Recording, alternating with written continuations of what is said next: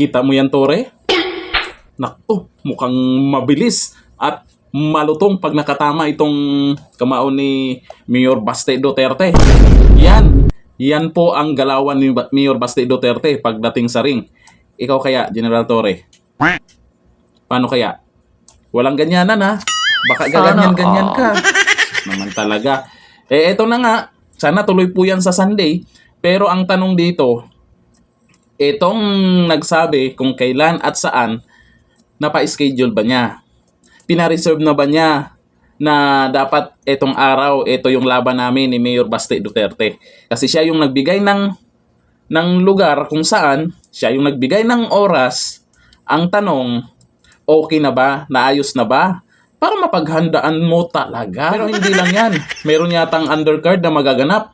Sino kaya magiging katapat?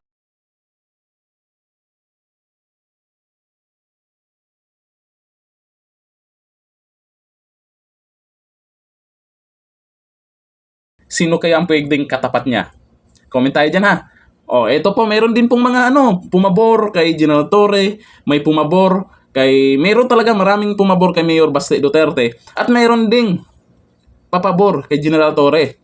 Ito ha, retired general, ilnamin na kay Torre, siya pupusta sa match sa pagitan ng PNP chief at ni Mayor Duterte. Ang tingin niya, mananalo sa laban sa pagitan ng pinuno ng kapulisan at ni Davao City Mayor Sebastian Duterte. Ngunit kung pagandahang lalaki lamang ang labanan ay alam niyang panalo si Duterte. Ayon sa mga followers ni De Leon, may lamang si Torre dahil sa mayroon itong training bilang parte ng kanyang pagiging isang pulis. Yun nga, yung sabi nila, itong si Torre kasi training daw, regular na nagtitraining. Pero ngayon, tanong ko sa inyo, yung nakita nyong galawan or yung training ni Mayor Baste Duterte, kanino na kay papabor ngayon? Nakita nyo naman gaano kalutong. Siyempre, ibang training naman yon. Yung kay General Torre. Sa pagiging pulis, iba yung training nila. Pero yung training na nakita nyo kay Mayor Baste Duterte, naku po, mukhang may paglalagyan talaga itong si General Torre. Ito nga sabi ng mga netizens nang makita yung video na yan. Sabi po ni Roti Gonzaga, asa kaha na hospital dadon si Torre. Hospital agad, grabe naman kayo. Sabi ni Joel Bohol Dina, talo si Baste neto kasi ang judge kinuha si George Garcia. Sana Yun lang. all. Sabi ni PJ Kabay, nako gusto pang subukan ang galit ng ninakawan ng ama. Bisaya pa jud, katilaw jud turiring ani ba? Oo nga. Kasi itong galit ni Mayor Baste Duterte kasi, kaya naghamon po yan. Dahil may pinaghuhugutan, kahit sino naman, kahit kayo mismo, na basta na lang na nakidnap o kinidnap yung tatay nyo. Baka hindi lang yan ang gagawin nyo.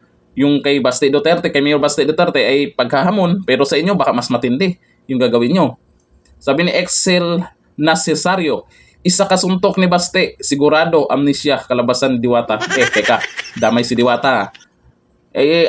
Malamang, talagang magka-amnesia ito pag tinamaan to. Sabi ni Dali Agbayani, Diyos ko Diwata, ako yung natatakot para sa'yo. Makita nyo naman sa katawan, sa galaw, pag tingnan nyo naman sa video na paano man sumuntok si Baste Duterte. Pero sa malakas lang naman talaga si Torre sa kayabangan. Kasi kung kagaya nan, kung parang seryoso talaga itong si Mayor Baste Duterte sa hamon niya, tapos hindi nagpapatalo itong si Torre, talagang kakasa daw. Pwede nga nagbigay pa ng lugar. Saan? At 12 rounds daw. Sana 12 all. rounds? Uwatamidong. Ikaw pa nagsabi na 12 rounds? Ako po, Torre. Pero sana matuloy yan. Pero ito lang masasabi ko po sa inyo. Itong si Torre, sinabi lang niya na kakasa siya para hindi mapaya, para sabihin kasi na duwag siya, takot siya. Sinabi lang niya yan, pero walang gagawin yan.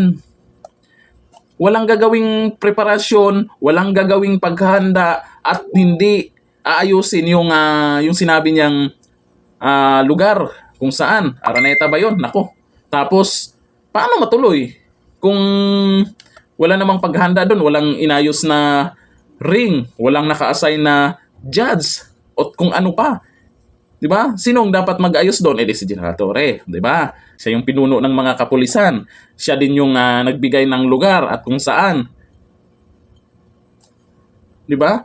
Pero kung wala siyang gagawin na paghahanda doon o pag-aayos sa lugar na yon, wala din yan. Nako, malakas lang maghanap ng heartbeat yan. O ngayong linggo, o bago maglinggo, kung mayroon bang gagawin si Torre, malamang mananahimik na yan. Yun lang yung sasabihin niya. Sige, sa linggo, 9 o'clock. Pero wala na yan. Lalo na, makita niya ang video na to. Eto, ulitin natin ha. Oh, diba? Torre? Kitam? Kitam?